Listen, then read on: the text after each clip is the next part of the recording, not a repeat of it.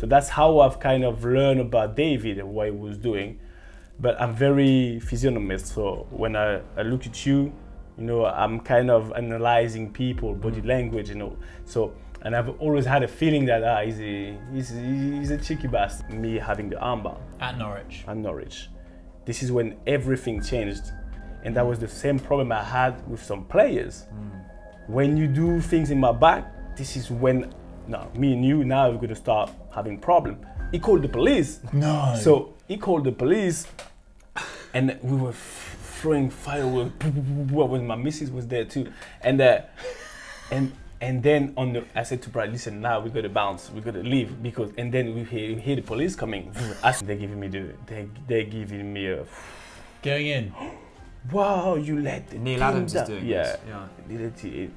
You let the team down, you bitter, who do you think? And then I received a week later a big fine, refusing to get involved in the Fulham game. I was talking one day to one of the players who was playing for West Ham, and I said, listen, yeah, come and join us, blah, blah, blah. He said, I'd rather go Championship, bro. Wow. Yeah, he said, what am I going to do in Norwich? He said, what am I going to do in Norwich? Really? He said, I'd rather go, and we were in the Prem. He said, I'd rather go Championship. Then I said, amen at the end. And I saw Wes crying. There were some little tears. There were some people who were sharing tears. And I shake my hand like he was going to shake yours, and skip me, and shake someone else's hand. And I was like, how pity is that? Because I was like, that's the basic. Shake people's hand, that's respect, no matter what you think of me or what you think should be done. And I think he wanted to straight away.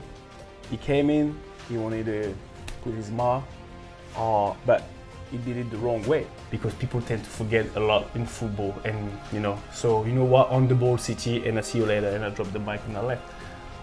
Wow.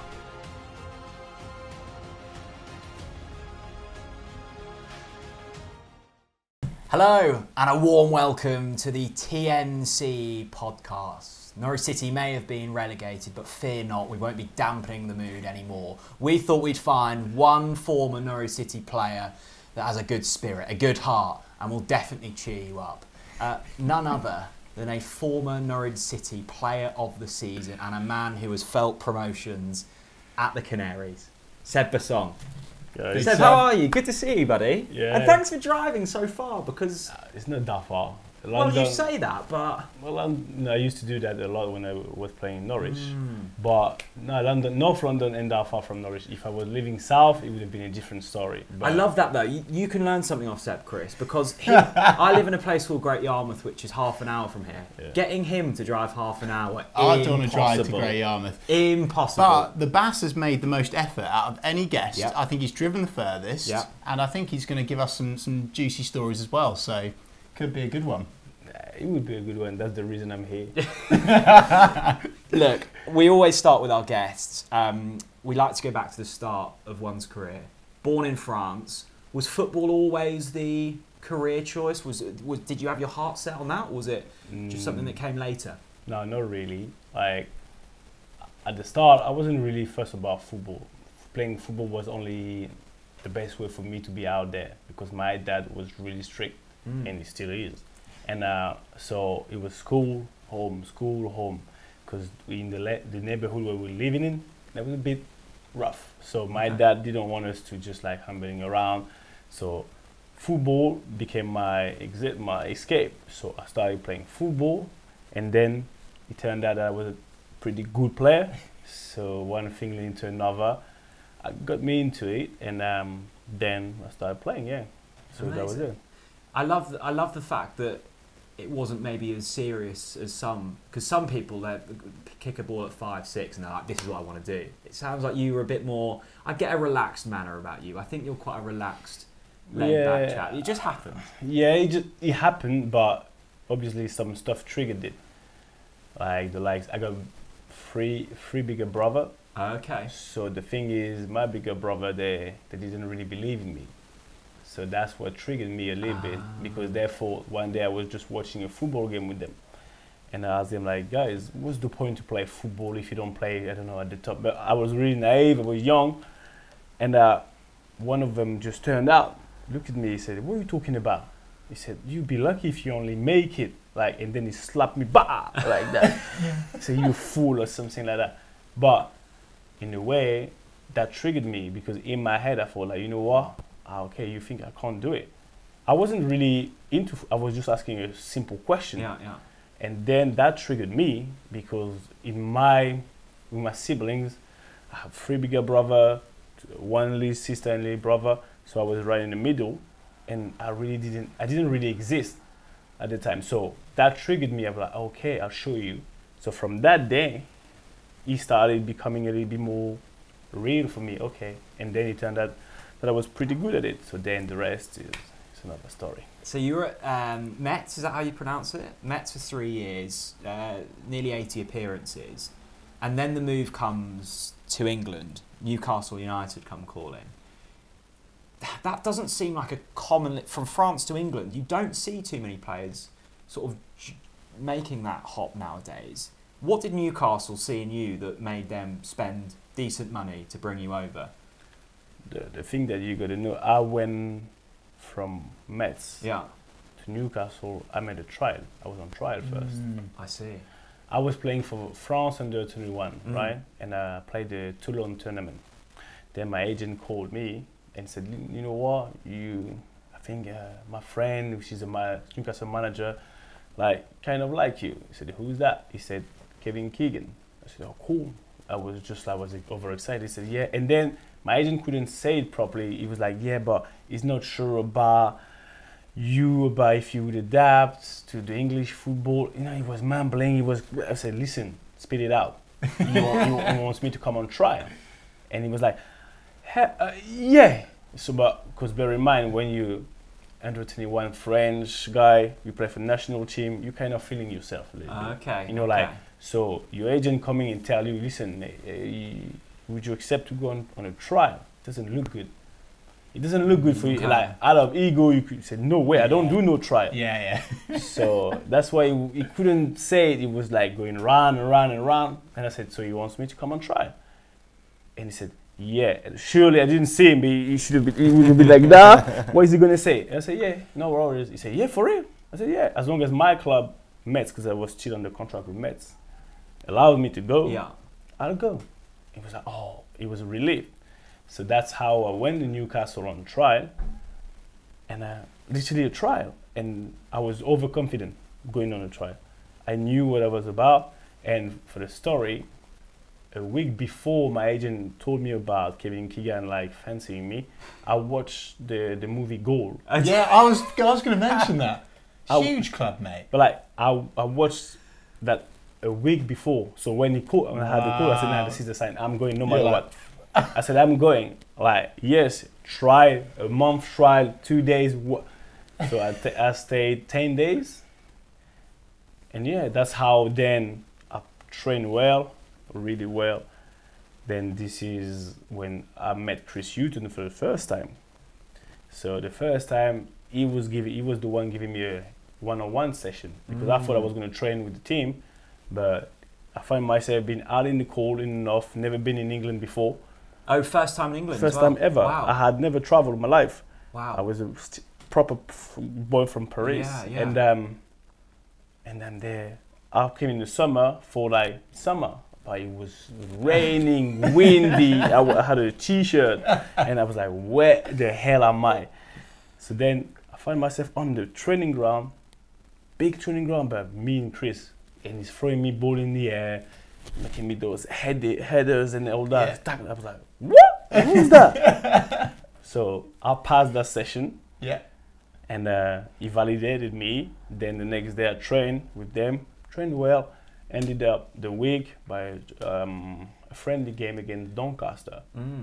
That's how, like, he said, yeah, you could play a game. Honestly, I was nervous. So I played, I had a number 46. And I played well. But the thing is, the first 3 balls in the air, long ball, I had a striker coming up here, a black guy, stocky guy. And he literally bullied me. Like I went for the header, boom, I'm on the floor. What? I'm looking at the ref, play on, looking at the gaffer, harder. I'm like, what? What age were you then, Seb? I was 19. Because that's just not at Norwich, which we'll go on to in a minute, that doesn't even feel like you. You're not getting pushed off the ball at Norwich. No, yeah. So that obviously just completely changed from that moment. But like, I was supposed to be good in the air. That was, but big Seb Bass. That's what you do. Yeah, go on the floor. Second ball, same, boom on the floor. And honestly, at that time, I didn't get it. I was like, yo, okay, what is going on here? Yeah. Third ball, and I talked to Abi Bey because he was just translating for me in French. He said, Seb, you gotta be harder. You know what? Go with everything. I said, Abi, but like, this is what I'm doing. I told him in French, this is what I'm doing. He said, no. And Kevin Keegan was like, harder, stronger. I was like, what is on about? Third ball, I just went like wild on the ball. I just went up, wow! And I headed the ball. Good header back. And then the ref said, play on. And I looked straight on the touchline. The gaffer is like, this is what I'm talking about. And I said, okay, I get it. And this is when something clicked. The English game. The English game clicked that quick. Yeah. So is there that bigger difference in physicality between French and English football? Yeah, it was very, like even when I trained in the pre-season with Newcastle on the trial, I had to stop the session because at some point I was going to throw up because the intensity was different. And even Kevin Keegan said, listen, the kid, stop, get on the standing side. I said, no. He said, you're not going to die today. This is the end, France. This is not France. Yeah. France, you're running like that here. It's intense, box to box. And that's what they saw. And long story short, I signed my contract, which is another story, the way I signed my contract at Newcastle, because there's a big thing about the bullying that I received by Dennis Wise at the time, because he gave me a sheet of paper with all the central defenders and I was the number 6. He said, listen, we didn't pay a lot of money for you, so it's take it or leave it. He offered me £1,000 a week. And I was like, what? Because I had planned in my head. I thought, you know what? I'm coming to England, it's going to be loaded. But he literally bullied me. I wasn't going to sign the contract. I left the room with my agent. I was swearing at him in French, blah, blah, blah. But quickly, long story short, I called my dad. Yeah. He was in Cameroon, and my dad knew how to poke me. Yeah. He said, you know what? All I'm here, because I went on a rant. Yeah, dad, they disrespected me. Blah, blah, what the F is that? Blah, blah, blah, blah, blah. He's like, okay. And then he said to me, is that it? Are you done? I said, yeah, but look, I'm not signing. He said, where are you from? I said, yeah, I know where I'm from. He said, okay, just quickly think about where we live. Do you want to go back there? Wow. Do you want to go back there? So the person I'm talking to now, and my son, and the son I raised, because you being so weak just because you don't get what you think you're supposed to get. And that's why you want to run away or something. He said, listen, you're wasting my time, and he hung up on me. Wow. And he knew how to just like he knew that you would then go against him. I was like, what? And then I just took the paper, the pen and paper. I signed all the pages and I just threw it back to Dennis Wise. Yeah. Didn't do no picture, nothing. Oh, really? Nothing like that. And that's how I signed for Newcastle, and that's how my mindset shifted. And I went on a mission. Okay, you disrespected me, so I'll show you. That was the club that you toughened up at, wasn't it, Seb? Definitely, because I remember reading before you came on today about there's some great stories of you in training with Alan Shearer. Like, you're up against Alan Shearer every week, so you had to learn to be strong, to be aggressive, to be physical. Because what was it like training with Alan Shearer? It was wicked. Me personally, like, there was a lot of players. They were like, "He's the gaffer, we can't touch him." Yeah. And I said to I knew what Alan liked. Yeah. It's like, he's got character. He likes, if you show character, he knows that he can count on you. You can go to war with him.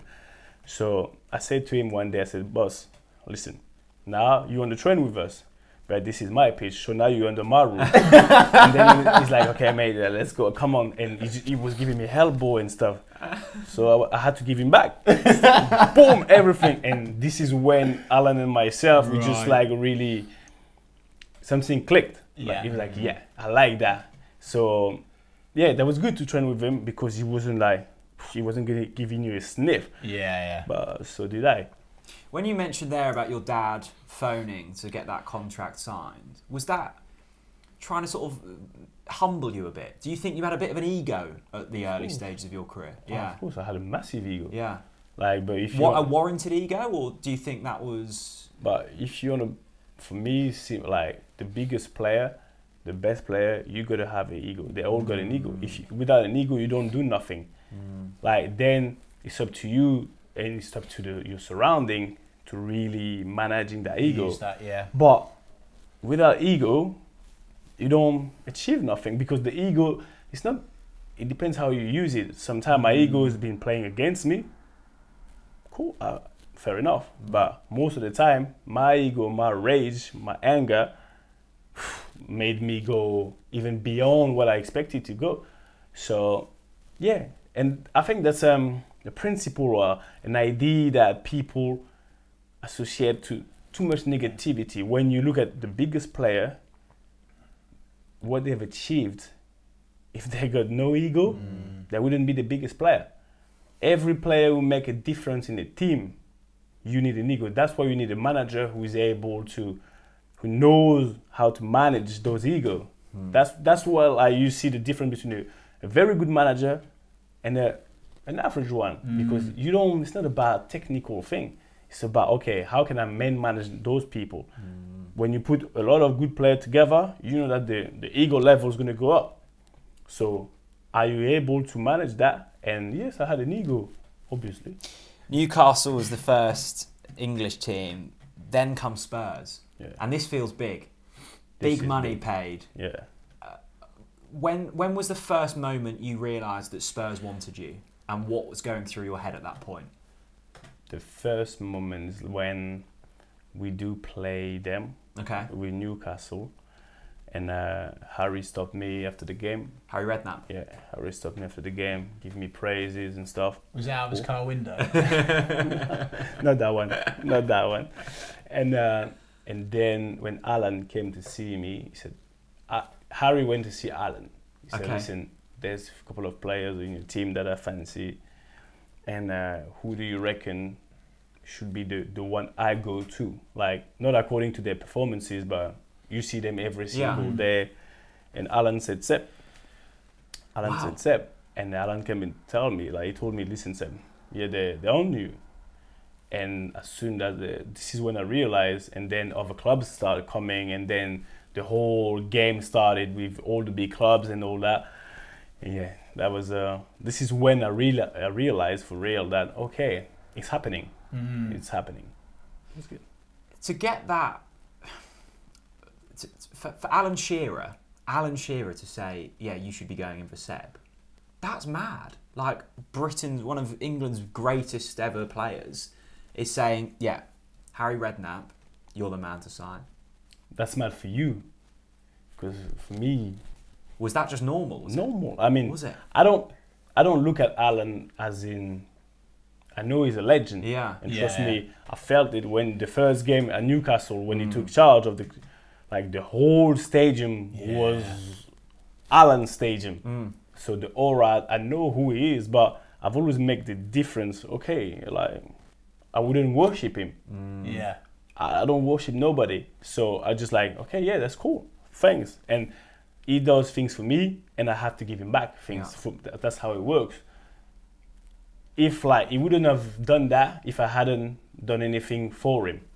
Like, I show him that he can count on me. I show him that, okay, you know what? No matter what, I'm with you. So I think it's not even the right things to do, but it's just like, it's calm. I mean, it goes in and out. What comes around goes around. Yeah, so that was a good relationship that we had, and he knew that, okay, Seb, now, no matter what, he's always going to be 120%. Spurs signed you, it was about £8 million, wasn't it? Yeah. Which, back in, what we're talking, 2009, would have been serious money. Yeah. Was there pressure? Did you feel pressure? A little bit. I mean, I started feeling the pressure when, on my medical day, when I signed the contract, the fee's been agreed. I see my name on Sky Sports News and all that, okay, all right. But until I get to London, and when I'm in the car, I see a bunch of paparazzi following us, like, in the car. Had you had that before? Or? No, never. No, okay. And Newcastle is a bit, is lively, but it's not the same hype. It's not London. Then I get there, and now there's paparazzi all over, like in the bush, and whoa! I'm like, whoa, that's a big move, and yeah, this is when I realized, okay, the end the same. Now it's serious now, but no pressure was in particular, but I was like, okay, this is different. I don't know, this is a different taste.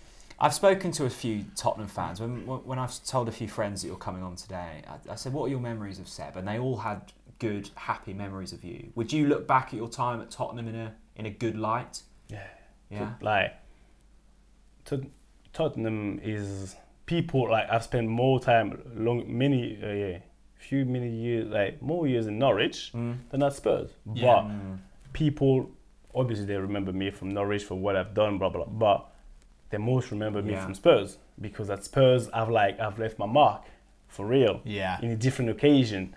So that's why, and we've played I've played the highest level with Spurs, Champions League for the final.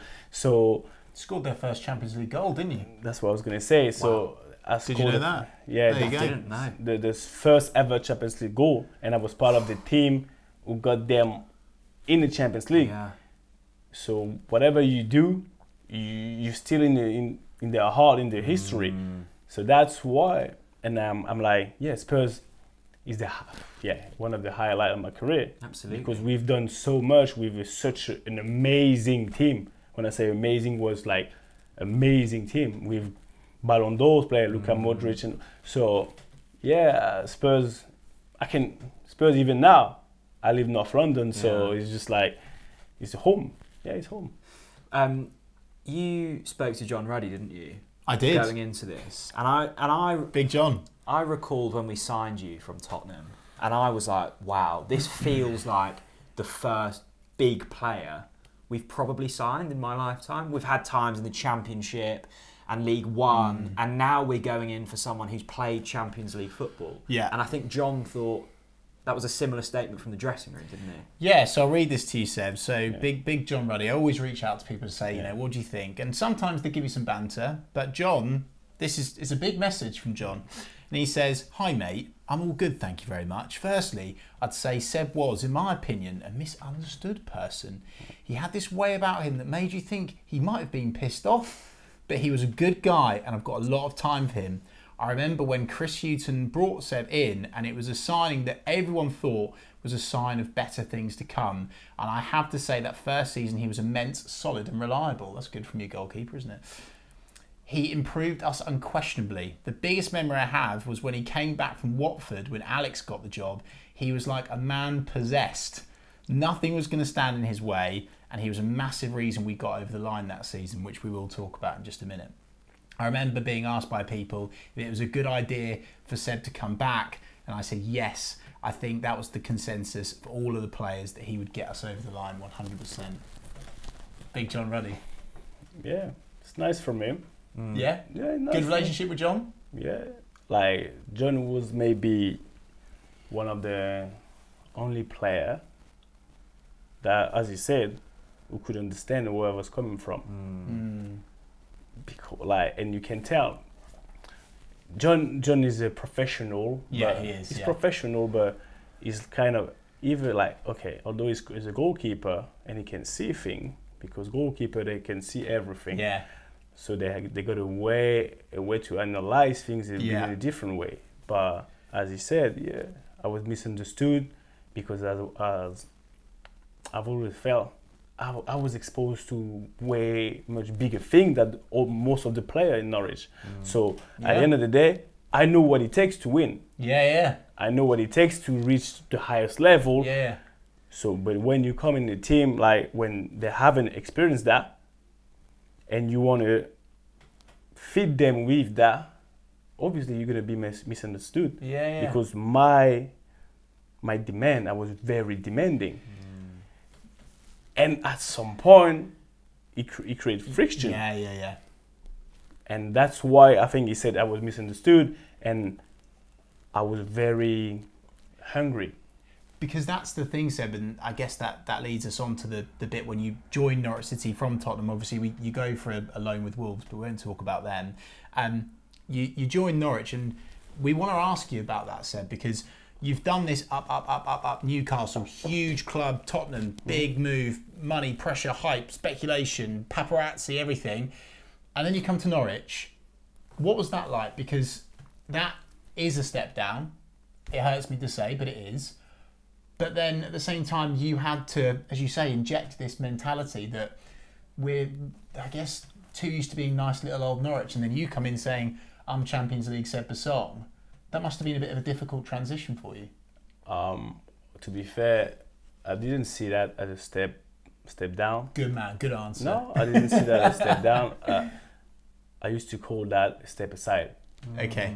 I don't go back. I just make a step aside on the side, which keeps me at the same level. Yeah. Norwich is still Premier League. Yeah. But at the time, as I said, I'm going through moment in my life that my ego and I wanted to play. I could have easily stayed at Spurs. Yeah. Because Villas-Boas told me, Seb, you're part of my team. Yeah. Just sit there. Yeah. No, but no, you're part of my team, so I can't guarantee that you're gonna play. Yeah. I can't guarantee you, but it's between you and Jan Vertonghen. You're gonna, because even in preseason we just like alternated. He was playing one game, I was playing the next one, and at the time I don't know. I just like as I had done so much with Spurs already. Yeah. I felt myself like I was like, no, you know what? I want guarantee. Wow. I want guarantee, and this is when Chris called me. Ah, right. This is when Chris called me. He said, listen, Seb. And Chris knows that I know he Chris knows you, yeah. He knows me well. He knows that I got a soft spot for him and vice versa. Yeah. So when he calls me, to be frankly honest with you, I didn't know one player of Norwich. I didn't know. Like Norwich were promoted the season before, so I had played against them. Yeah. But when Chris called me, he said, listen, Seb, I want to ask you a favor. Would you consider to come to Norwich? I said, what? I said, I don't even know where Norwich is on the map. He said, no, you know what? We live in North London. It's not far from London. But look, I heard that you won't guarantee. You know you're going to play. I said, at the start, first phone call, nah, Chris, you know what? I lied, nah. No, I said, you said no to Norwich. I said no. Then he called me back. He said, Seb, think about it. And then he gave me honestly, he praised Norwich so much, what was his sales pitch? What was he saying? He was like, Seb, I know you're emotional, you like to leave your mark somewhere, and there's a big group of players, a good group of players, they're good men, very down to earth, that's what he's worth, very down to earth, they've done well in the Prem the first season, but they're really good, they've got good individuals, but they're lacking character. Yeah. All right, they're lacking character, and I know you. And he said, and then he knew how to put. He said, listen, you can come back to London anytime. I'll let you go back to London whenever you want. Wow. He said, you know you will play, and this is what I heard. He said, people whisper that you won't guarantee, and you'll be with me.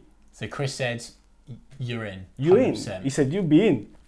According that you're doing your job, you know. He said, do your job and you'll be in because I need you.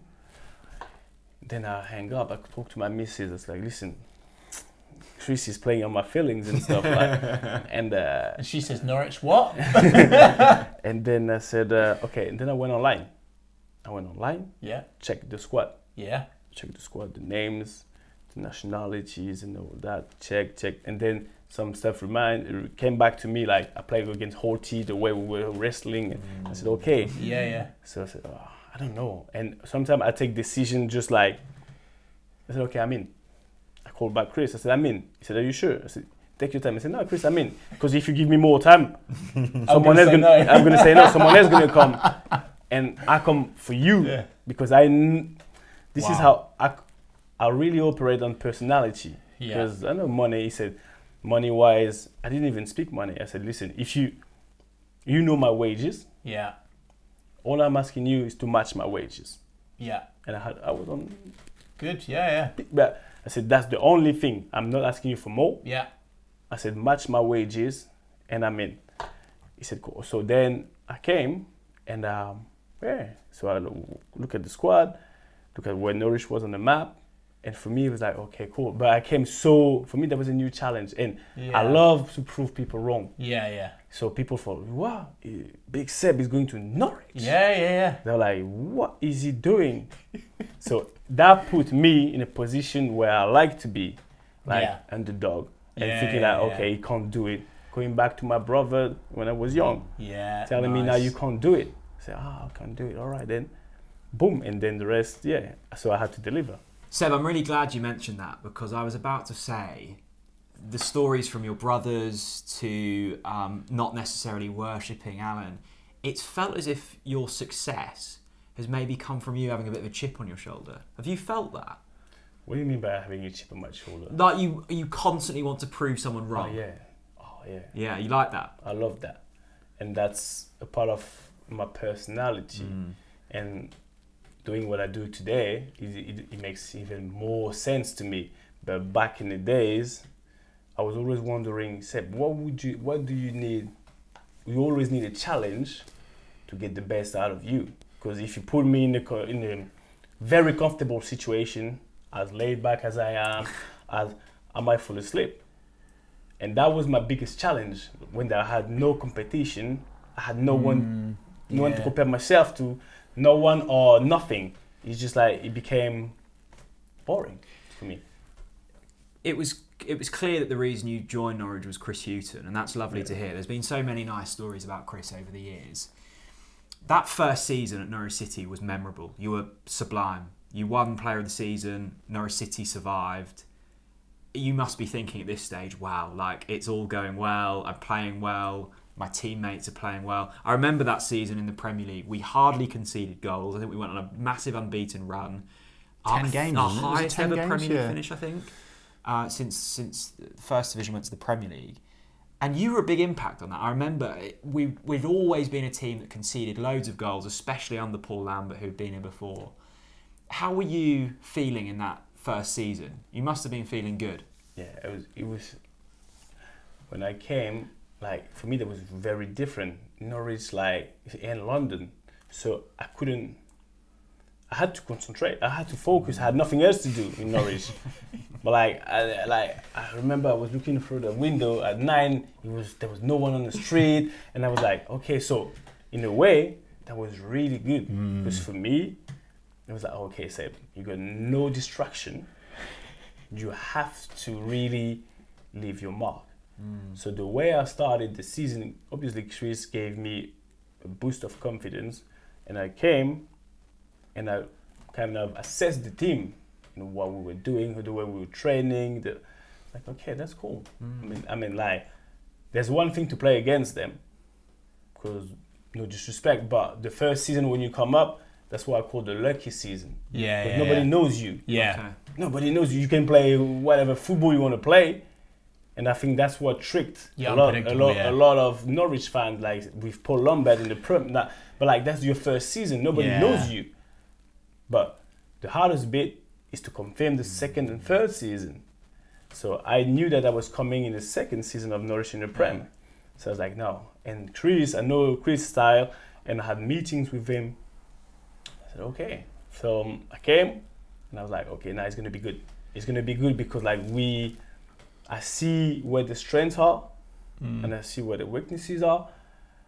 And I said, okay, now Seb, you can play your role. And I don't know, I felt good. I was like physically in shape, and I scored goals. So yeah, it was good. I can see that you were enjoying it, Seb, and I was giggling to myself before this podcast, because I was obviously doing my research, looking back through all the Seb Bassong Norwich City memories, and the first picture of Seb Bassong with a Norwich shirt.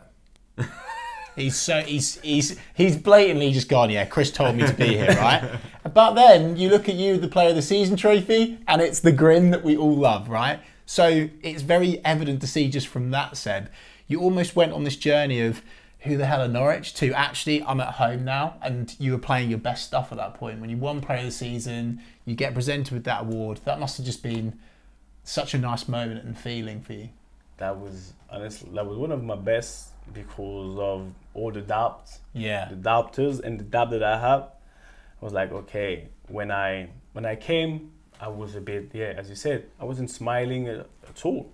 I was just like, okay, Seb, people for like, said, really a happy guy, but I was already in my mission. Yeah, That's the thing. I was already concentrated. I have to do so. I have to execute. I love that. Execution for me, execution is worship. Yeah. I came here for a mission. I have to execute. So I was already in my mood. So I didn't have time to smile. I wasn't even commercial at all. Not just for a picture. Nada. Okay, cool. Okay, done. I couldn't even smile, a fake smile. But then, when everything has been accomplished, obviously you can let it out. You can smile. It's the job done. So, but when I won that award, to be honest with you, I've looked at the list. I'm the first foreigner to win it. I'm the only think about that. Yeah, I'm the first foreigner. I didn't actually think about that. That's a good point. I'm the first foreigner. Like, there was only UK people, England, Wales, Scotland, and Ireland, right? Who have won it before. So I'm the first foreigner and the first black guy to have it. So when I do win it, I'm very proud. Mate, that's so good. That's such a good point, isn't it? Like, I didn't even think about that at all. What is it about you, Seb, you've got this way about you, you've got this character, you've got this personality, because Jack said there, he speaks to his mates from Tottenham. We all love Seb Bassong. We speak to Newcastle fans. Great time at Newcastle, broke through your first season there, brilliant stuff. You come to Norwich, you win Player of the Season, and fans take that really seriously. Like there's a massive amount of debate, even back then on social media, about who are you voting for Player of the Season. So to know that you were really at home and loved and adored by those Norwich fans, how do you connect with fans like how you have done over the years? Like, there's one thing about me, I'm true. I'm a very direct person, but I'm true. I never thought or took football as a massive thing. For me, I don't give credit to football players in terms of we don't save lives, right? For me, we only kick a ball. Don't get me wrong, it brings a lot of joy. Yeah. It's like, it's amazing. Yeah. But the fame makes it like crazy. Not even the money, the fame. So for me, I always downplay the fact that, okay, I'm normal, like, you know what? Yeah. So with the fan, I'm gonna like interact with you in a normal way, normal level. For me, we're the same. We just have different knowledge about football. You love football as a fan. So your thinking, your thought process is a bit all over the place. It's too emotional. Correct. I'm the professional. So for me, it's more rational. It's more of a job, and I'm also a football fan. But so that's why when I interact with fans, I have to be myself. Like, I'm laughing, I'm cool, I'm relaxing, I'm joking. I don't carry myself like, I ain't got time. No, it's just like, you know what? Because at some point it's gonna bite you back. It's gonna come back to you. Just be you. Like, football is such a great sport. It brings so much emotion that fans, all they want is you to be you. And when I signed for Newcastle, this is when Kevin Keegan told me one thing. He said, listen, here in Newcastle and over here in UK, you want to be successful, be you and always give your best. People will always forgive you, like if you have a bad game, but if you give 120% every single time, that's what you can ask for. That's the least you can do. Yeah. And I've always took that on board and took that with me. So that's why people, even the secretary, the people in the kitchen, the kid man, the kid, like, they were all my friends. I was staying there, we're having banter, we're laughing, because for me, that's life, that's real. And I don't like what's fake. And football brings too much of fakeness. People, they try to be someone they're not. Yeah. So that's why I try to push to get away from. Just be true, authentic, and that's what people think, like, okay, what you see is what you get. Yeah. So it was Chris Hughton that brought you in. So it would have been David McNally, who would have been our CEO, sporting director type at the time. Did you ever speak to David? Did you get on with David? What was your relationship like with him? At the start, when everything's going right, people just bought you. Obviously, they're gonna all be cheering for you. Everything's gonna be all right, and that's what happened. And I didn't know him, and I'm not really a nosy person. I rather stay at home, easy. I don't go out much, so I'm just okay. He does what he does. As long as it's fair. Like I got a contract, you respect this the term, and no, I don't have no reason to interact with David. I hear a lot of things because as I'm becoming a big player in the team, people want my advice or people want my opinion. So when there's like even Holty at the time was captain, so he was sometimes asking me, "Oh, what do you think, Seb?" And how things happen at Spurs, in that situation. So I was kind of giving my advice or my opinion of stuff. So that's how I've kind of learned about David and what he was doing. But I'm very physiognomist. So when I look at you, I'm kind of analyzing people, body language, So, and I've always had a feeling that he's a cheeky bastard, but that's football. Yeah. That's part of the for me. There was nothing surprising. I just came from a club where Daniel Levy was the chairman. Yeah. So trust me, I had seen a lot of things. Yeah. But the difference was, the reason why I liked Daniel Levy is because Daniel, when I was asking him something, he was telling me the truth face to face. Whether I like it or not, he was just direct. And the problem with David, he was a bit just going around and he wasn't direct. And that was the same problem I had with some players. When you do things in my back, this is when me and you now we're going to start having problem. Tell me whatever in my face. Honestly, I've seen it all. It doesn't matter, but at least I respect you. Just say it to your face. Just say it to my face. Don't be double faces and stuff. And David, at some point, he was getting.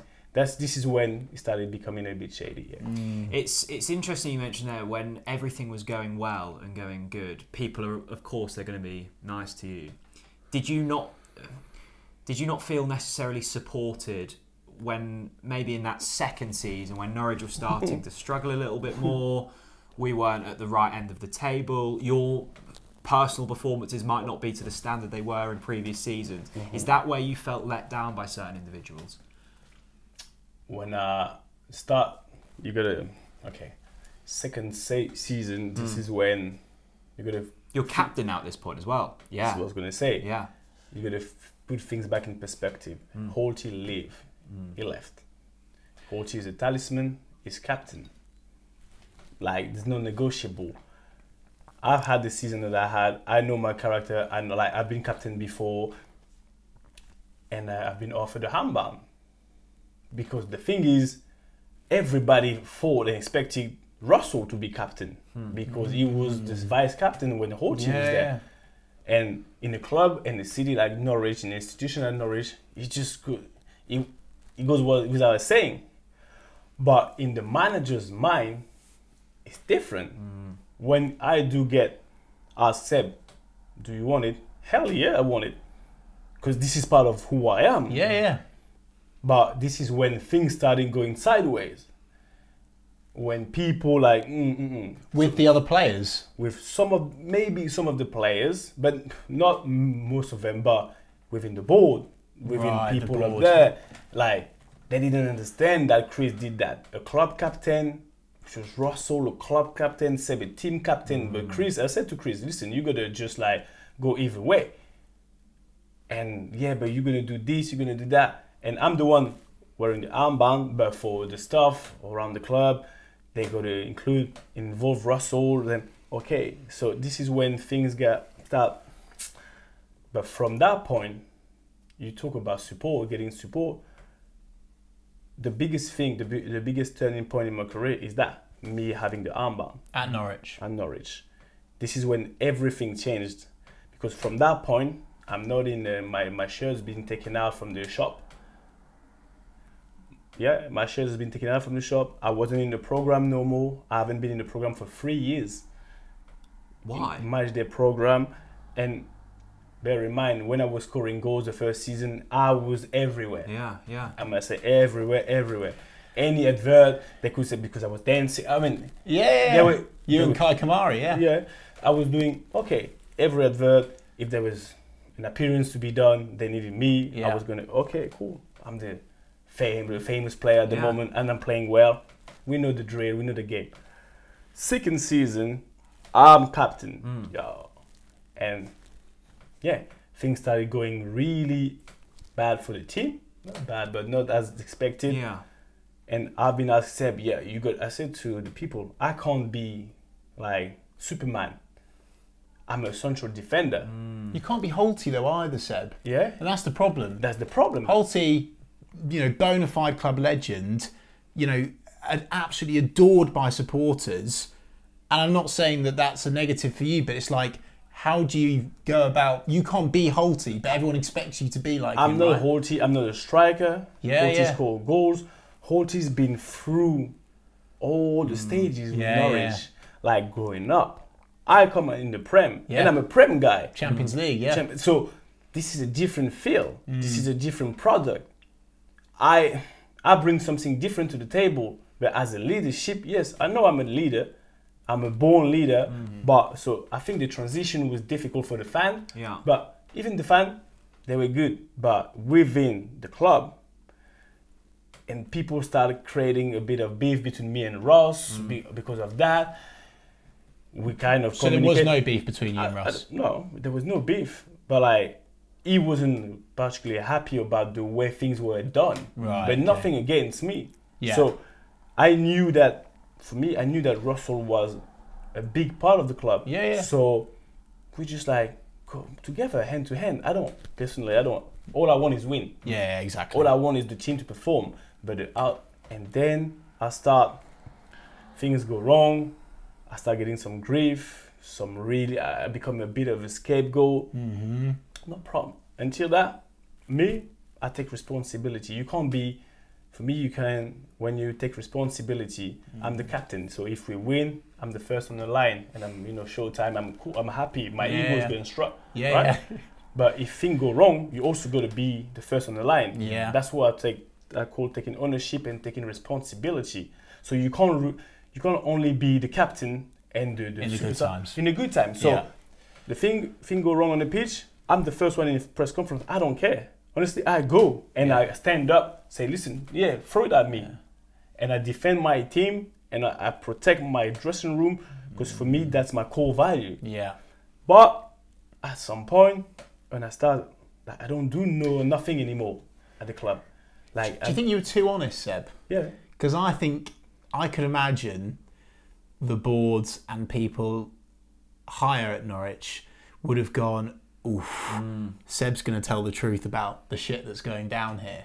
Is that what it felt like to you? At the time, I couldn't really think straight. Now I can really assess things, but at the time I felt like, they don't get it. All the politics, I'm not involved in the politics. Yeah. I'm just like, I'm here to play football and to make my team win. Yeah. So, and I know what it takes. And the thing is, they don't want to hear, they don't want to listen. I'm not even getting involved in transfer, but when it comes down to the team, so I think you should, we all got to say something, but you should listen. I know my thing, but I'm very honest, but I know how to put the form, but at some point when you kind of breaking some code and stuff, now it's becoming a bit difficult for me because I'm very strong-minded. Yeah. And as much as I said, my rage or my anger, my character helped me a lot. So I'm strong in my mind. So I'm not worshipping nobody. So I'm here for the truth and the truth only. And then I start realizing I go to the shop at Chapel Field, I don't see my shirt. For the next 3 years, my shirt wasn't in the shop. Yeah. And I was like, okay, and I'm supposed to be captain. So there's something wrong, but it's cool. I play it down. But we know, and I speak with Chris, and on off, sometimes I call him because private calls, and I was like, Gaffer, what's going on? He said, Seb, I'm getting a load of grief because of your armband. Yeah, I'm like, there's, like. Why is that, Seb? Why do you think that was the case? Why were you getting grief for it? But when you come somewhere and you change kind of rules, things were going in a certain way, and you come all of a sudden, you read the room, because for me, when you come somewhere, you're a foreigner, you're an outsider, you got to read the room. You got to know what's going on, how things are working. And I think Chris came, but he didn't change things.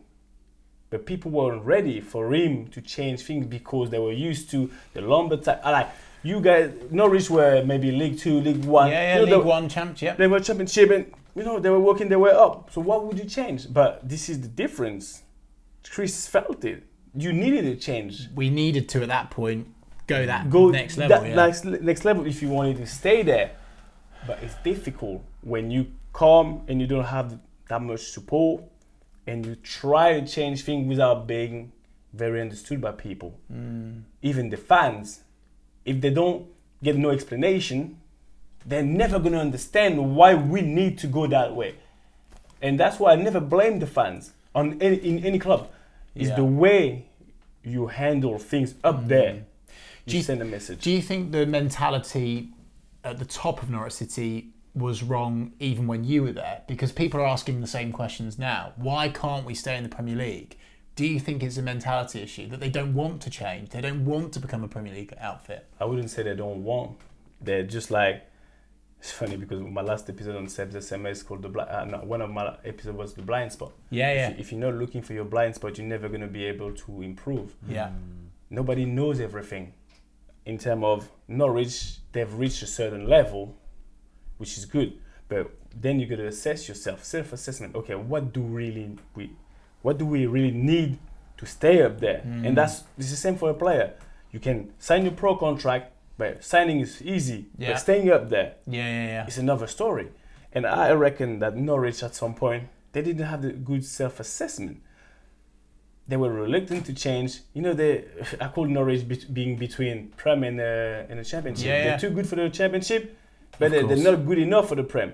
But when you got the same problem coming back, but you keep doing the same mistake, that's the definition of insanity. Doing the same mistake over and over, expecting a different result. And this is when I said, and sometimes I said, that wasn't me, because they're still in the same position. What had changed? You can't. Football is a capitalism game, right? Football is about money. Norwich at the time were debt free. There was no debt. They were proud of it. And I get that, but still, if you want to survive in this world of the Premier League, you gotta spend some cash. Norwich is in an area of England which is not maybe the most popular for the youngsters. For it's good to raise your kids. Honestly, you got the coach, you got the but this is not the most popular. And one day I said to David McNally, I said, listen, David, you want to attract more players. Forget about me. I got a different mindset. I came for a reason. Because the way I think is not common. Fine, but yellow, for example, is not the strong color. When you look at the yellow, is not yellow in and the green. color palette. Psychology. Psychology and a strong color, so it doesn't attract people. The location doesn't attract people. The training ground doesn't attract people. So how are you gonna get some very good player who are gonna come and really work for it? So, and I said, don't look at the problem, now work on the solution. Because the training ground's only just been done, Seb. It's just been done. When I came, it was supposed to be done the season I was in, the first season. So I said, listen, how are you going to attract players? And you don't want to pay big wages. If you don't have the location, you got to compensate. You got to pay big wages. Because you don't have the rest. And then you can work off that. And that's what I was trying to. But obviously, David didn't even listen. Okay, cool. But I was only sharing that because of my experience. Of course, And I see, I was talking one day to one of the players who was playing for West Ham. And I said, listen, come and join us, blah, blah, blah. He said, I'd rather go Championship, bro. Wow. He said, what am I going to do in Norwich? He said, what am I going to do in Norwich? Really? He said, I'd rather go, and we were in the Prem. He said, I'd rather go Championship in another city. So when you do assess, and there's nothing wrong with accepting what it is, it's what you do about it. And I think since then, they've been going around trying to, instead of tearing the house down and rebuilding the house from the ground up, they're trying to patch things. But when you do patch, at some point, it doesn't stay up. Not solid foundations. Not solid foundation. So the transition is the bit who's missing at Norwich. People don't, and you're gonna be exposed. Now you've been exposed to the Prem. You know the taste of it. Nobody. It's all about exposure. When you do get exposed to the highest level, you do whatever it takes. But then I think now Norwich is happy where they are because it's a good family club. But you can't have it both. You rather have your value and your good family club. Yeah. Which one do you want to be? Which one you want to be? Pick. Norwich City get relegated. Yeah. You go out on loan to Watford. Yeah. You've gone from player of the season, club captain. Yeah. Now Norwich don't want you. Tough. Right. No, but like tough. Just take us through that process. Seb. Okay. Like how did you get moved on to Watford? Okay. When I finished the season, Chris has been sacked. Chris has been sacked five games before the end of the season. And he's the main man that's brought you here. Yeah, he's You the like main man. Chris? It's alright, but you know what? That's football. I'm not bothered. Okay. That's football. You're not worried because Chris was your No. mate. He brought you in. No fear at all. No, in my head, I'm no matter what, I'm good. I know what I'm good at, and I'm still captain. So, and then, what's his name again? Alex Neil? No. Neil Adams. Neil Adams came. Yeah. What was your experience like with Neil Adams then? That's the thing. That's the turning point. He came. I don't know him. I just know him because he just won the AFA Youth Cup. Yeah. Okay. So I was in the dressing room with them kids sometime, cheering them up and blah blah blah as a first team player. But this is the only time I've seen Neil Adams. Yeah. So now Chris has been sacked. I'm captain. We're going through a difficult time, whatever. Okay, we stick together, the player. We don't know who's going to come in. Okay, I hear that Neil Adams has been appointed in the meantime to caretaker of the team. Thursday, I remember I'm in a dressing room. Like when there's a new manager coming, there's a bit of uncertainty around. You don't know what's happening. And he comes in the dressing room, has a meeting with us. Like a safe, classic meeting. Guys, we're gonna give it all. Blah blah blah blah blah blah. Okay, cool.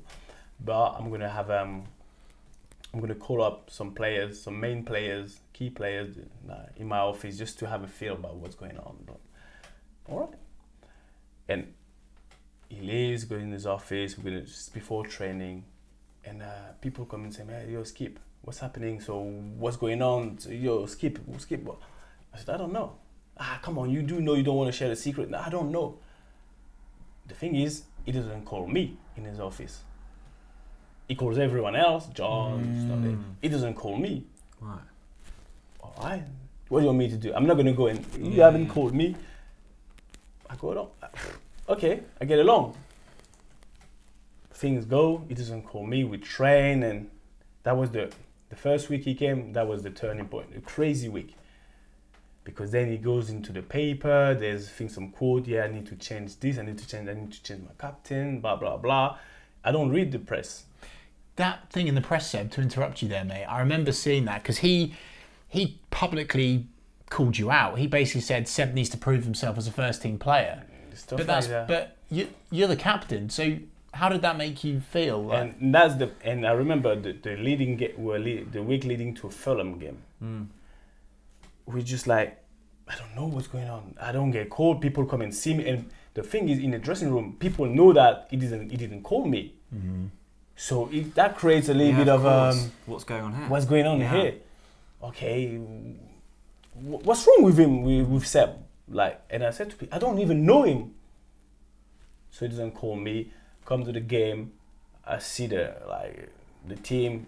Obviously, I'm not gonna be involved. He called me in his office to tell me, you know what, I'm gonna try Russell in the middle, in a sense of defense with this person. I don't remember who it was.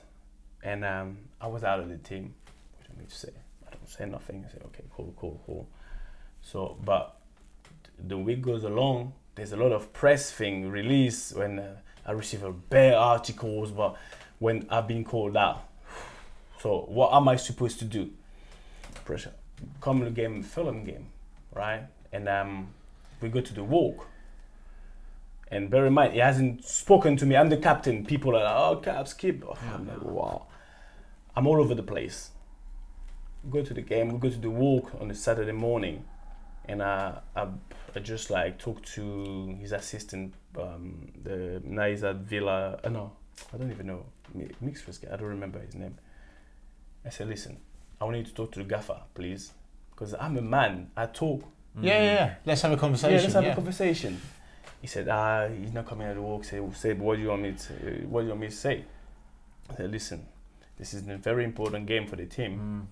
And obviously I know I'm on the bench or something. So I ain't got no problem. I mean, yes I do, but it is what it is.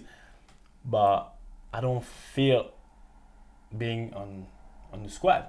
Yeah. Because if you ask me to come on even for 5 minutes, I gotta be focused, 110% focused, even if it's for 5 or 2 minutes. Yeah. Because this is a very vital game. Yeah. So what do you think?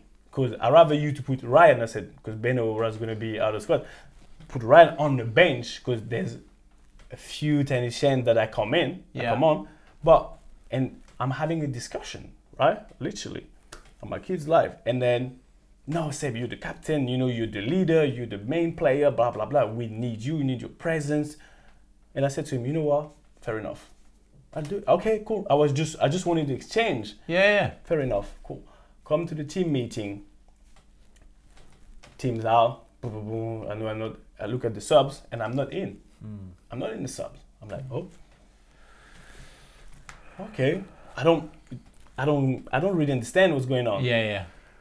Obviously, I don't say nothing, so I keep my tracksuit on. We go to the game, to the ground, blah blah blah, and people. I don't get in the dressing room because at some point you gotta come out, let them get ready, and I sit in the stand.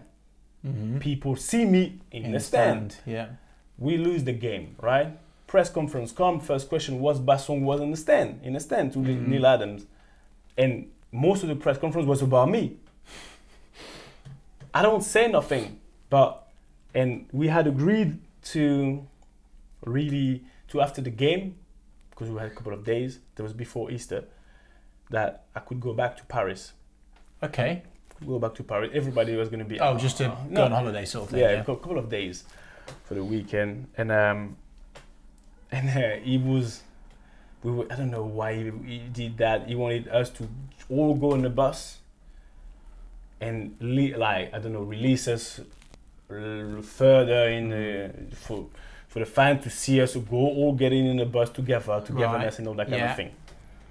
But he knew we all had programs and he was taking ages.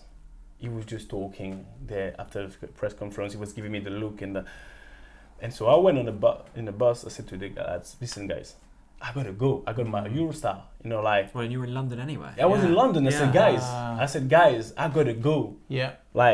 But I know the game. I know people what they want to do. I said, listen, can you guarantee me that you got my back? I mean, you telling him, you will vouch for me. I left from here because I have my train. Even okay, I know what we agreed, but I'm not like you. You going back to London, you going back to, I don't know, Huddersfield or wherever. I gotta go to France. This is the last Eurostar. Yeah, Seb, no worry, go. Don't worry. We'll tell him. He will not, but we'll tell him. I'll leave. Go on the tube, receive phone call, the assistant manager. He said, where you at? I don't even pick up. I'm like, oh, what's wrong? I don't pick up. Get on the Eurostar. Seb, you left, blah, blah, blah. I said, no, but I told them to tell you. Yeah. No, Seb, you left. I see you on Monday. You're going to be in big trouble. What? Okay. I come back on Monday. I'm chill. Honestly, I'm chill. I'm like, okay. And they're giving me a... Going in. Wow, you let the Neil Adams is doing this. You let the team down. You better. What do you think? And then I received a week later a big fine, refusing to get involved in the Fulham game. What was the fine? 1 week wages. Wow. 1 week wages, what? So hang on, they're saying you refused to get involved with but you were dropped. It wasn't your choice. No, I had a conversation with them. And you said, I want to play. They said, it's fine. If you want me there, it's fine. Yeah. Then all of a sudden, it turned out that I refused to be in the game. 1 week wages. What? I'm like, hold on a minute, what is going on? And then I go and contest the fine and take the fine to the PFA.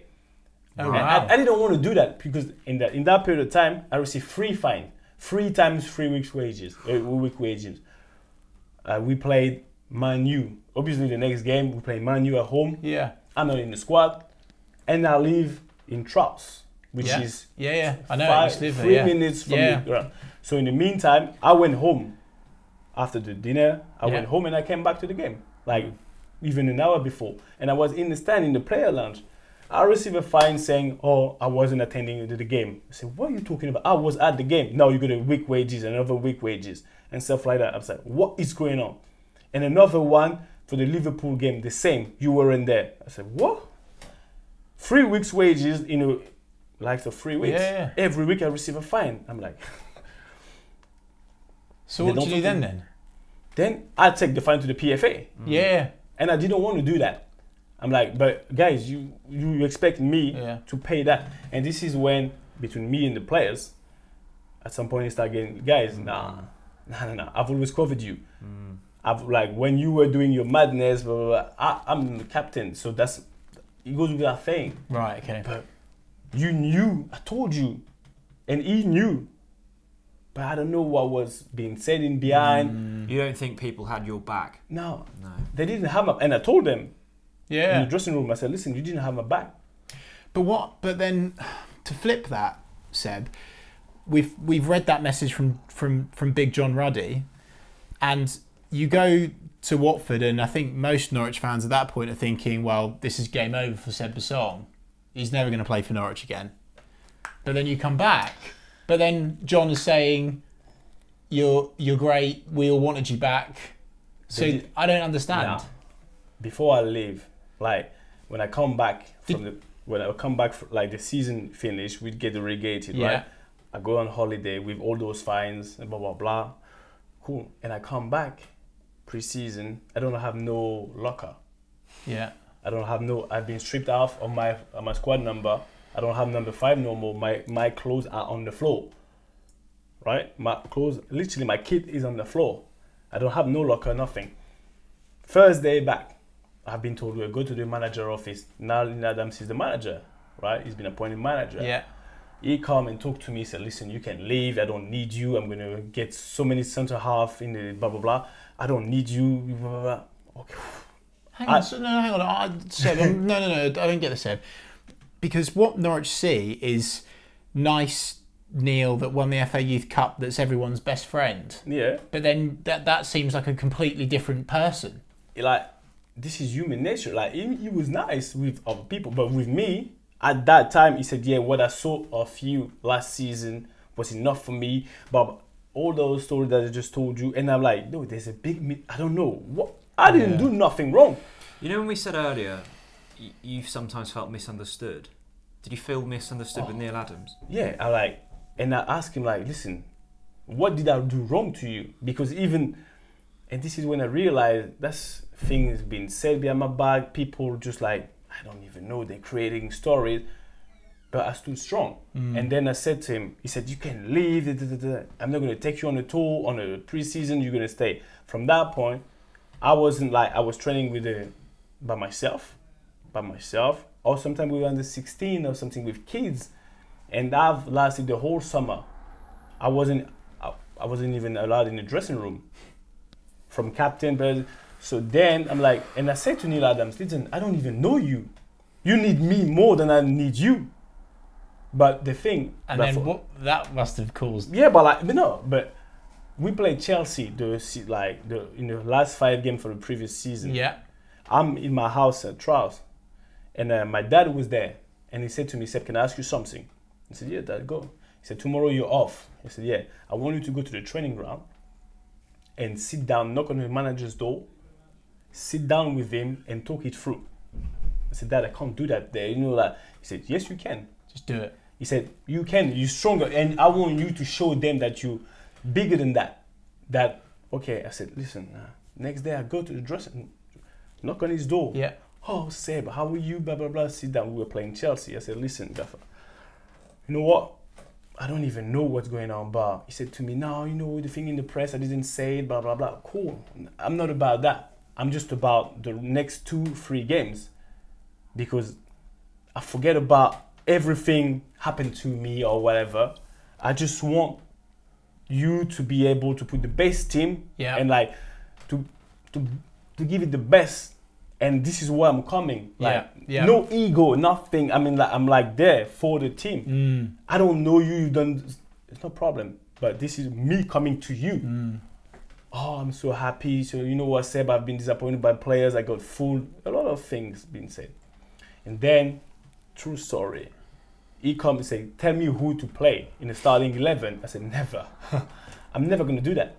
He asked you to I said, who do you think? I said, no. I didn't even put myself. I'm like, I didn't even put myself. I was like, listen, all I'm asking you to do is to pick the team who you know that's going to go to war, who's going to fight. The personnel, that's down to you. And I came to you to break the ice with you, because I don't know how... Not to pick the team. Not to pick the team. I'm like, no. It's not going to happen. I'm not going to get tricked like that. Things happen. Oh, Seb. And we shook hands. Everything was kind of fine. Left. I felt like, you know what, Seb, you've done something big. I'm not in the team. He took me in the squad. Yeah. We go to Chelsea. I'm on the bench. At some point, I'm going to warm up. Yeah. Jose Mourinho passed him. He said, "What's happening, Seb?" I'm like, "I'm cool, Gaffer. I'm cool." He said, "When I see that you weren't playing, I knew we were going to win, or something." He said, "Why are you not playing for a couple of games?" I said, "I don't know." He said, "Those clubs." And then he left. He laughed. Wow. That's what Jose told me. And then I said, "Yeah, okay, cool." So then next game, Arsenal. I'm still not in the squad. And they finish it. So I come back from pre-season. I don't have no squad number, nothing. Train with the kids. They're all gone. And Norwich started the season. They're flying. They're winning every single game. It took maybe 2 or 3 centre backs on top of that. They're flying. And at the time, I wasn't even allowed in the building. Okay, cool. So Watford came. But Watford, they were still Watford. I'm like, Norwich said, whatever, you can go. You can go wherever we can go. Cool. But before I left, you know, that's how I do. I just like called a meeting with the players who were there the season before. I called the meeting and I sat down like this in front of all of them and said, listen, I'm leaving, blah, blah, blah. But I just wanted to let you know, because I'm a man. I don't like things in behind my back. Saying it, yeah. I know that you done this, you said that, you said that, which is fine. You know what that's like, but at least I just wanted to tell you in your eye that I know, and that what comes around goes around comes around. So you had it out with the players in the meeting. I said, listen, in the training ground. I said, listen, this is what I know. Some of them are like, no. I said, listen, shut the fuck up, because I know. But who was bad mouthing you? Huh? Who was speaking behind your back?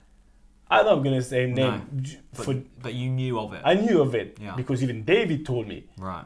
Because when I was supposed to be back, you know, like even within the law, when when the transfer window finishes, you're professional. You're supposed to be back within the squad. Yeah.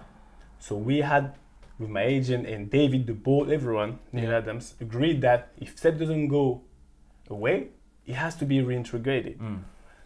And then when we had the meeting, my agent on my right, me, David, Neil Adams said that, no, I changed my mind. You're not coming back. And you know what? Didn't hold his promise. Yeah. He said, you're not coming back, blah, blah, blah. And my agent went crazy. I said, no, Christoph, steady, relax.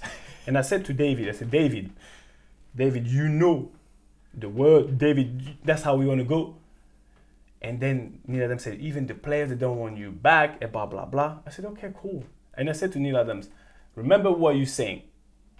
You said, you calling out the players, my teammates. He said, the players, they don't want you back. And I said to David, this is what's happening, right? Seb, I got to back my manager up. I said, say no more. I left.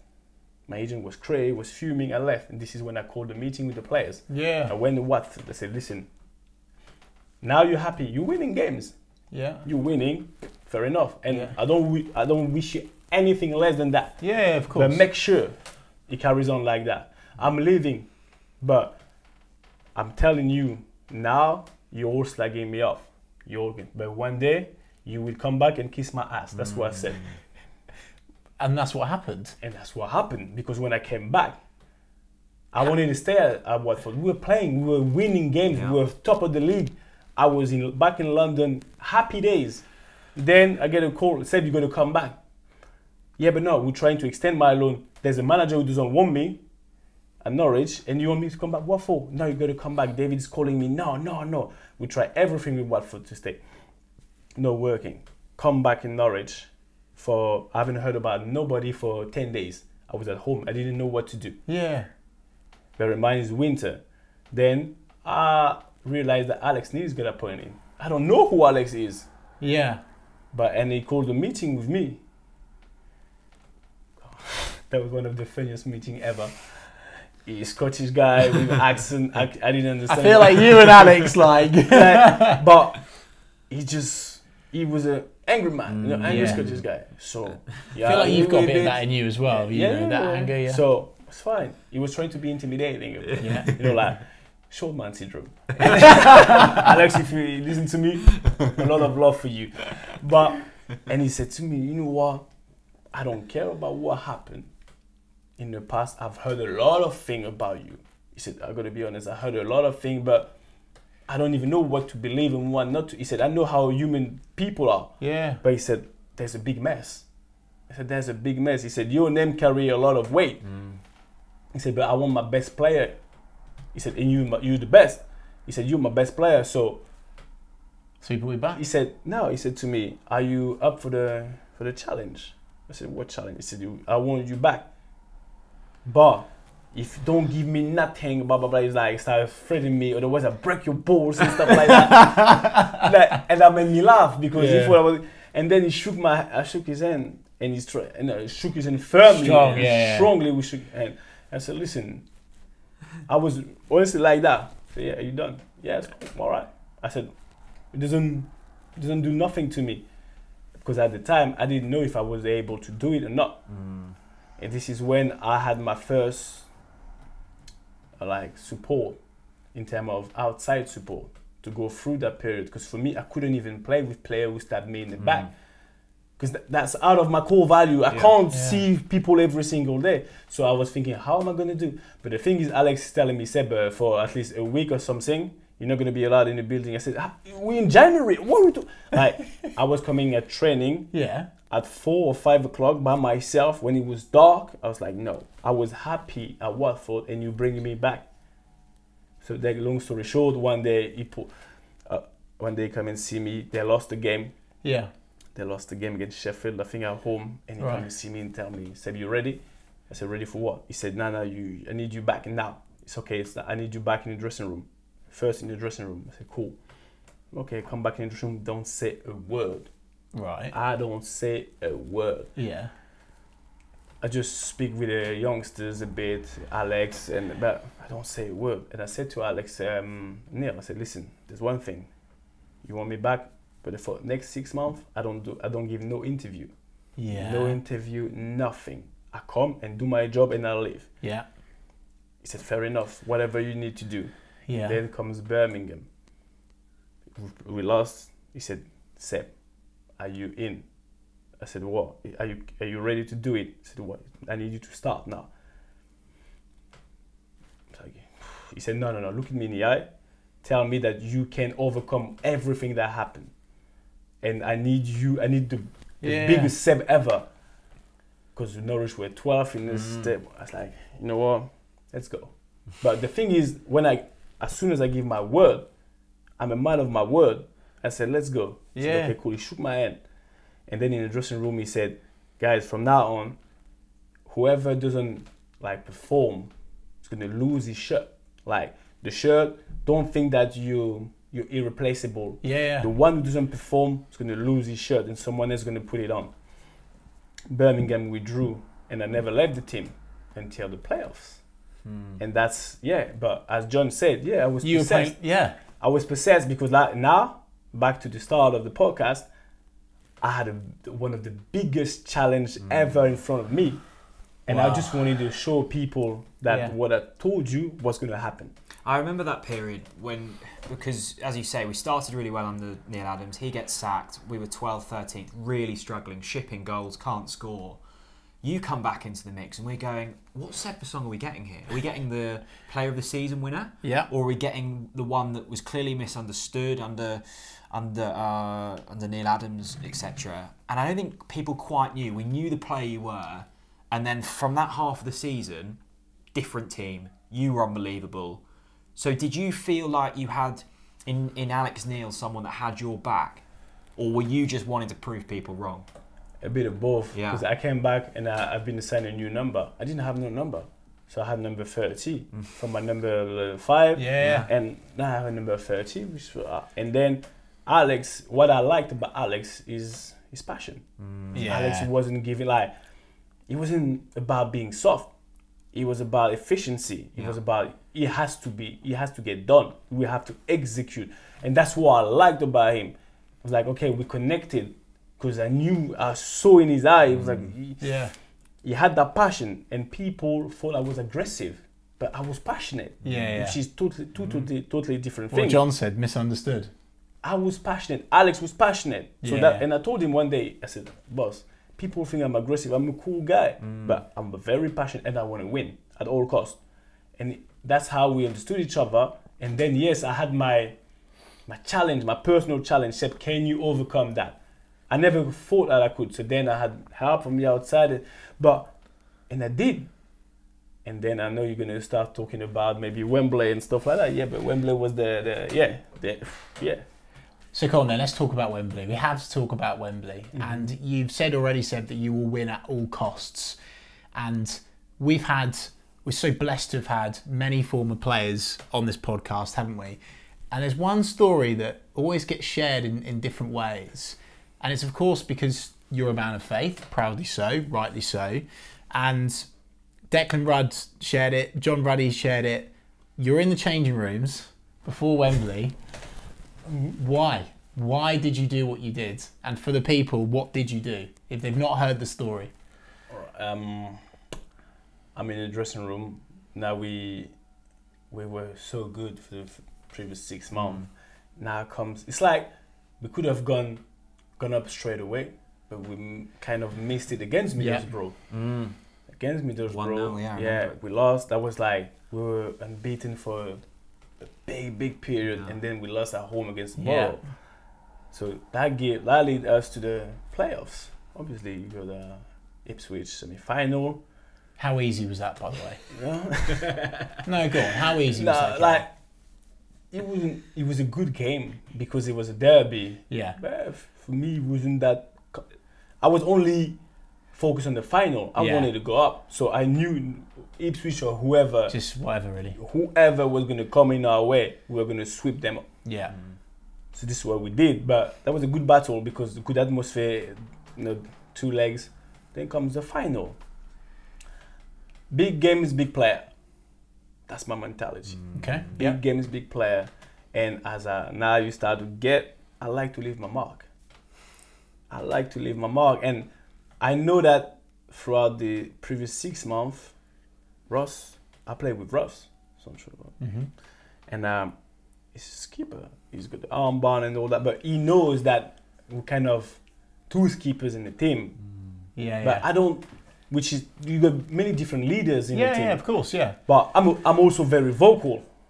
Like, whether I got the armband or not, I'm very vocal. Like, reg people, I'm dominant. So, and this is what I think at some time helped Ross and vice versa.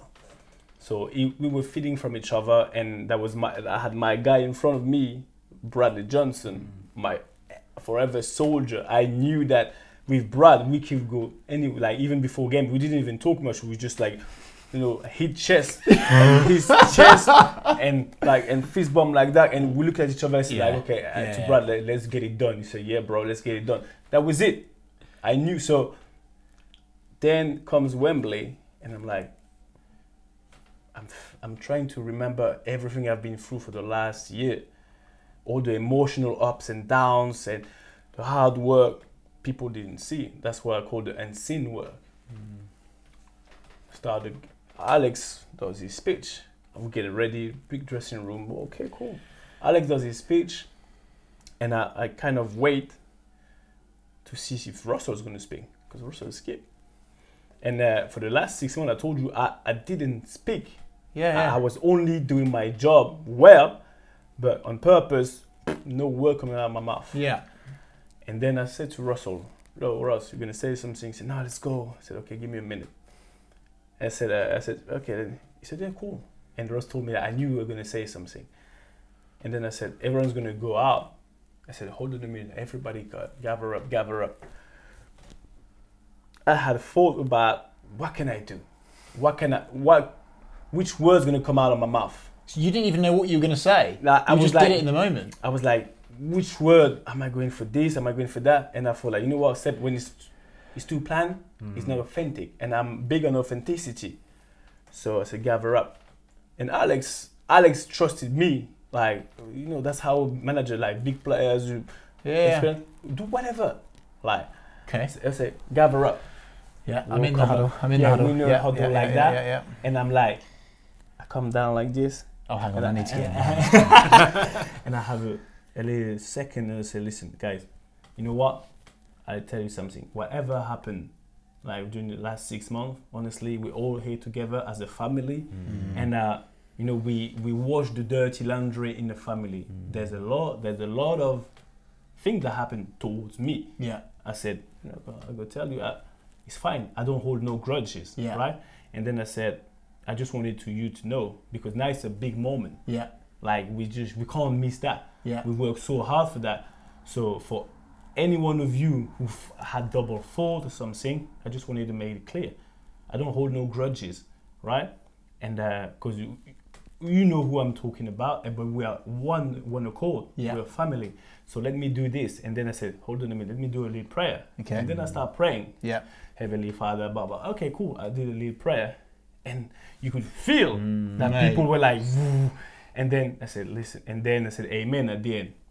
And I saw Wes crying. There were some little tears. There were some people who were sharing tears. Wow. And then we all got up like that. And then I said, what are you crying for? Let's go and get it done now. And then I said, now it's done already. Let's go and get it done. And everybody left like, first 10 minutes or something. Wow. Done. And then I think that prayer was the moment. Yeah. It's remarkable though, because I think if any other person does that, says what you say, you don't get a reaction. Yeah. But there's something about you, Seb, that just...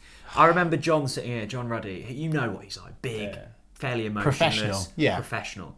He was welling up retelling the story. Yeah, he was. 5-6 years on. But he did special. But John doesn't share that emotion. And you even think of Wes, like Wes is so quiet. Yeah. There's no interviews. Doesn't like he keep like. So the fact that he was crying, mate, just says everything about that moment. And I said to him, what are you crying for? I said, let's go. And in a way, for me and you, it was already done. And then we're there. I want to share. Wow. I want to share another message with you, Seb. You've mentioned him. Your main man. I know that can only be Brad. Your main man, and of course Bradley Johnson. He's been on the show a couple of times, and he said he's poking you. I think he knows how to get a reaction out of Seb Bassong, like most people do. And he says, "Cool, what a guy! He'll be on the podcast. Ask him about when he came to my house on Halloween, and then we went." And then we went to Ryan Bennett's house. If he tells you this story, it will be unreal. And obviously the prayer before playoffs. So he wants you to say the story.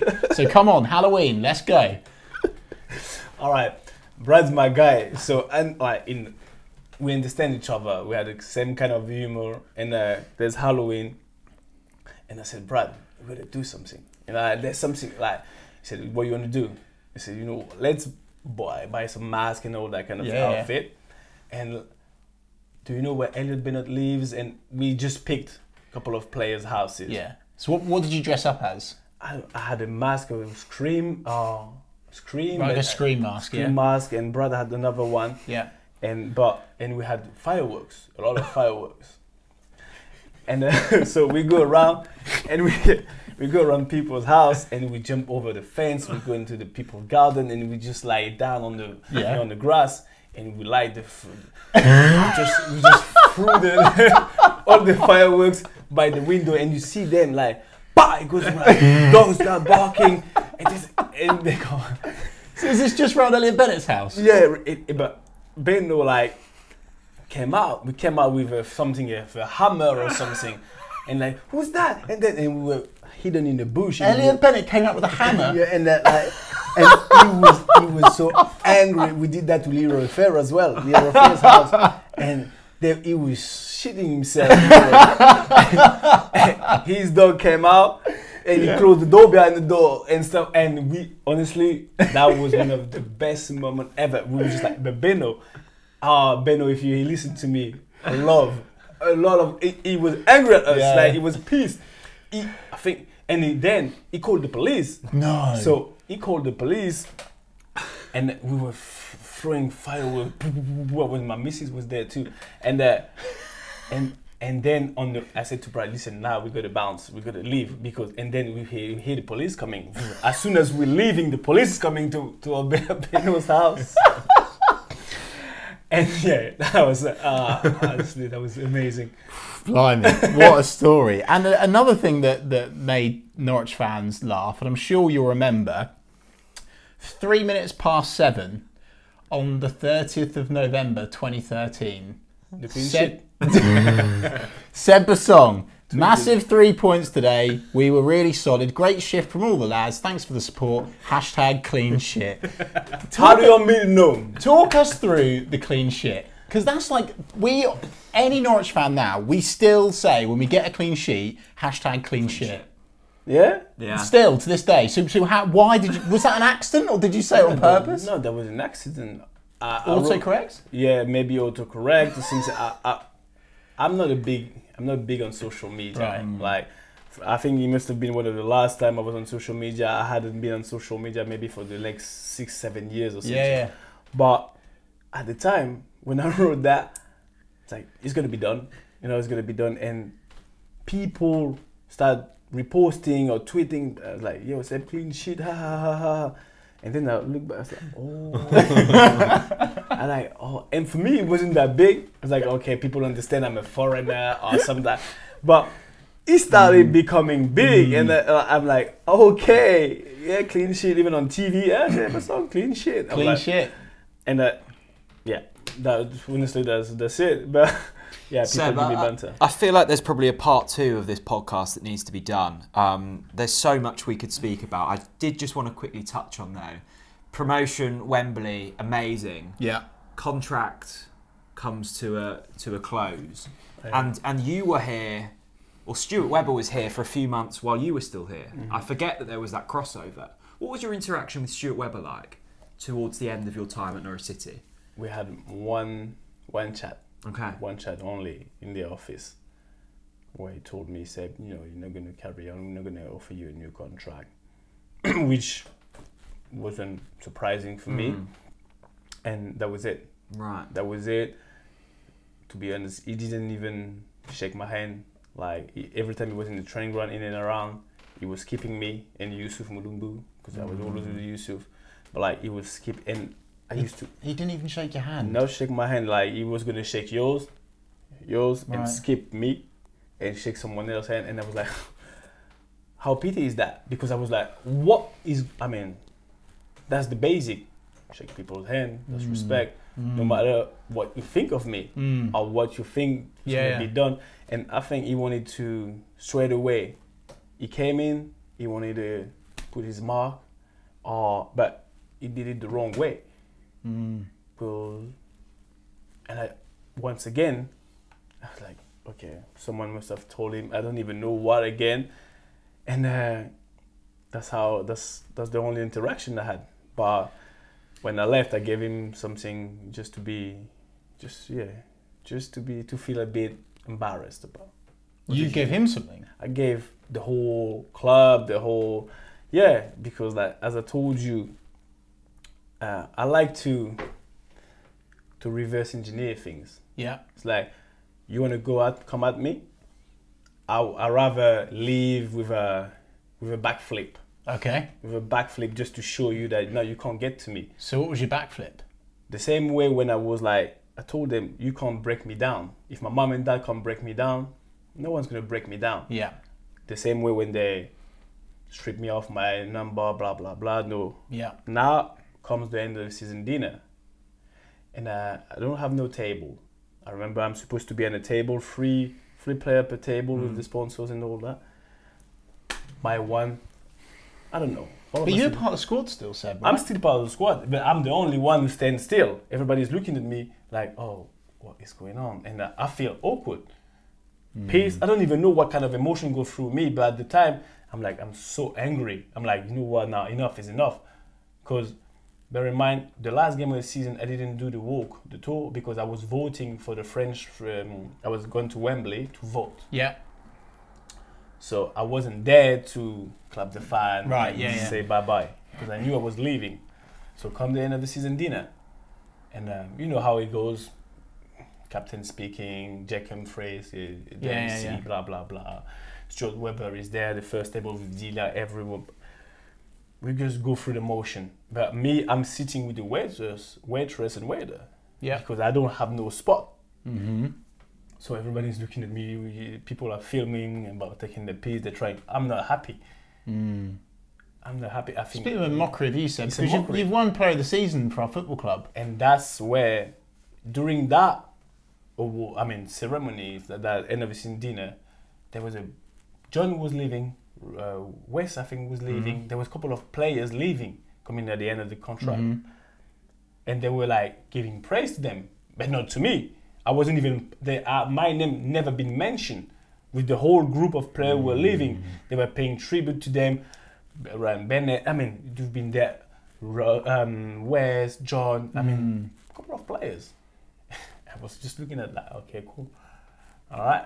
And never my name was even mentioned once. And then I texted Yusuf. I said, Yusuf, get your phone ready. He said, what are you gonna do? I said, get your phone ready. That's it. He said, no, Seb, I'm gonna leave. Don't do nothing. Don't touch anybody and stuff. I said, no. I might be aggressive sometimes, but I'm smarter than that. Yeah. And I want to show people that I'm bigger.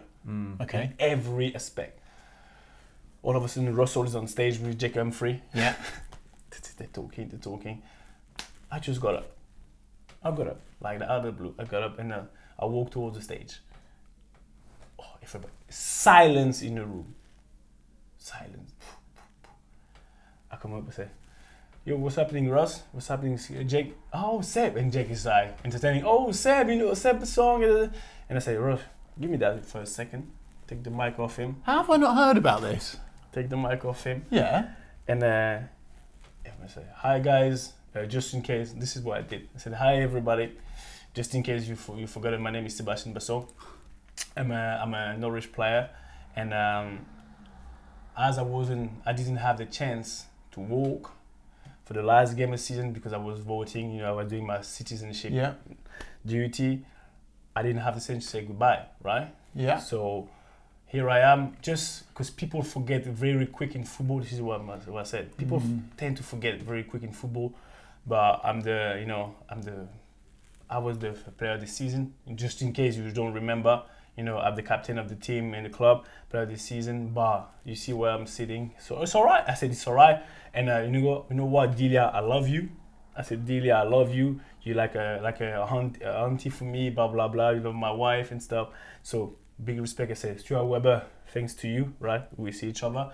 And I said, I just wanted to remind you guys that, because people tend to forget a lot in football. And, so you know what? On the ball, City, and I see you later. And I dropped the mic and I left. Wow. Yo.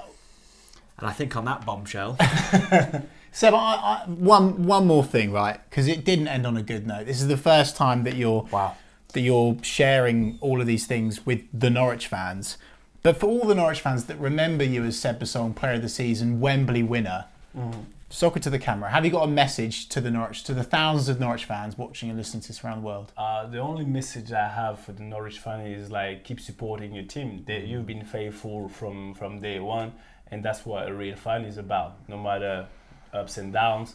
But keep trying to give your best at Carrow Road, because Carrow Road is a very electric, stadium. When the fans are at it, honestly, that was great. And honestly, the day at Wembley with the fan, I remember, because I would never forget, the half of Wembley was yellow and green, and that was maybe in my top 3 memory in my whole career. So Wow. I say thank you very much to you guys, and on the board, City. Seb, so good. Thanks so much for coming, my man. So, Really man, appreciate Cheers, it. mate.